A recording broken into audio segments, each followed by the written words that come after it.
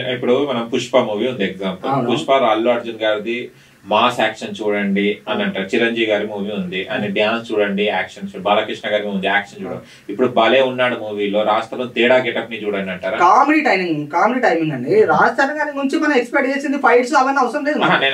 Comedy చేసి movie పండించి ఒక ప్రొడ్యూసర్ కి మంచి లాభం తీసుకురావాలని మేము మా తాపత్రయం అంతే.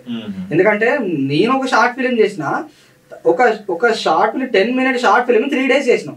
సో ఎంత స్ట్రగుల్ అవుతారు ఒక షార్ట్ ఫిలిం తీస్తేనే ఇంత స్ట్రగుల్ అయినామంటే, ఒక మూవీ తీయాలంటే ఎంత ఎఫర్ట్ పెట్టి, ఎంత మంది సెలబ్రిటీలను తీసుకొచ్చి, ఎంతమంది ఆర్టిస్టులను తీసుకొచ్చి ఎంత ఖర్చు అవుతుంది మూవీ. అంత ఖర్చు అయిన మూవీని ఒక చిన్న ఎలిగేషన్ రాజస్థాన్ తేడాగాడంటే చూడకుండా పోతారా? రాజస్థాన్ దగ్గర ఉంది, ఒక టాలెంట్ ఉంది, ఏంది కామెడీ టైమింగ్ ఉంది, అతని స్లాంగ్ నచ్చుతుంది. సో దాన్ని బట్టి మూవీకి చూడాలి ఎవరైనా. కానీ ఎందుకు దాదాపు చూస్తే కనుక బాంబాయి హీరోయిన్స్ ఉంటారు రాజస్థాన్ పక్కకు, ఎందుకు తెలుగు హీరోయిన్స్ పనికిరారా అంటే చెప్పండి. అంటే అసలు ఏంటంటే హీరో చెప్పడు నాకు పలానా హీరోయిన్ కావాలని ఎప్పుడో ఉండేది, ఫ్యూ ఇయర్స్ బ్యాక్ ఉండేది. నేను ఒక హీరోని అయితే నేను వర్క్ చేస్తా లేకుండా చేయను అని అప్పట్లో ఉండదు. ఇప్పుడు ఏంటంటే ప్రొడ్యూసర్కి నష్టం కాకుండా ప్రొడ్యూసర్ గారు ఏదైతే చెప్తారో మనకు తక్కువ బడ్జెట్లో రావాలి, కొంచెం మనం చెప్పినట్టు వినాలి అని బాలీవుడ్ నుంచి ముంబై నుంచి తీసుకోవడం జరుగుతుంది. ఇప్పుడు ఒక 2-3 మూవీస్ వచ్చినాయి. సో వాళ్ళు ఏదైతే ముంబై నుంచి తీసుకొచ్చి వాళ్ళకి తగినట్టుగా వాళ్ళ ఖర్చులో వాళ్ళు ఒక ఫిగర్ అనుకుంటారు ఇంత బడ్జెట్ అని. సో ఆ బడ్జెట్ లో భాగంగా హీరోని తీసుకొచ్చి నటించడం జరుగుతుంది. అంటే ఇక్కడ వాళ్ళు ఏమైనా ప్రాబ్లం అవుతుంది, అమ్మాయి వాళ్ళు అయితే కమిట్మెంట్ కూడా తీసుకొచ్చి రాస్తారు, ఎంజాయ్ చేయొచ్చు అమ్మాయిలని అనుకోవచ్చా? లేదండి, అస్సలు ఛాన్సే లేదు అట్లా. ఎందుకంటే ఇప్పుడు తెలుగు వాళ్ళు కూడా చేస్తారు, ఏది చేయమంటే అంటే తెర ముందు ఏదైనా చేయాలని చేస్తారు.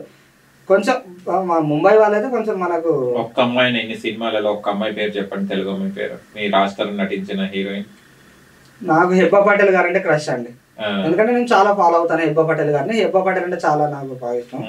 అండ్ ఇంకా మన సినిమా చూపిస్తాం అమ్మ హీరోయిన్ కూడా అంటే నేను ఇన్స్టాలో ఫాలో అవుతాను, ఆ చాట్ కూడా చేస్తాను ఇన్స్టాలో. సో తను కూడా అంటే నాకు చాలా ఇష్టం. ఇంకా మూవీ చాలా హిట్ అయింది కదా.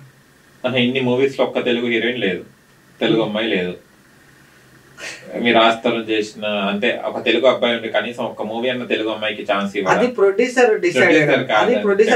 ఎందుకంటే తను ఒక చిన్న హీరో, సో తను డెబ్యూ ఫిలిం నుంచి వచ్చి ఇప్పుడెప్పుడు ఎదుగుతున్న హీరో కాబట్టి తెలుగు హీరోయిన్స్ వస్తారు కదా రమ్మంటే ప్రొడ్యూసర్ డిసైడ్ చేస్తారు. అది మనం దాన్ని డిమాండ్ చేయొద్దు. ఎందుకంటే ప్రొడ్యూసర్ గారు తన బడ్జెట్ కి ఎట్లయితే అనుకుంటాడో తను.